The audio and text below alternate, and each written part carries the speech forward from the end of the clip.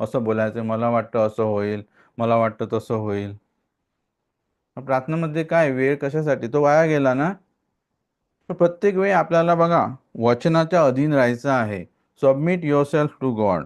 Okay, वचन म्हणत आहे की म्हणून देवाच्या अधीन राहा, शैतानाचा प्रतिकार करा, त्याच्या विरुद्ध खंबीरपणे उभा राहा आणि तो तुमच्यापासून पळून जाईल. आजारांना बोलवू नका, नकारात्मक गोष्टींना बोलवू नका. ओके, जो आपल्या मुखामध्ये अभिषेक आहे, अनॉइंटिंग आहे, तो आशीर्वादासाठी, आशीर्वाद बोलवण्यासाठी त्याचा उपयोग करा. पैसे नाहीत तर पैशानं बोलवा येशूच्या नावामध्ये.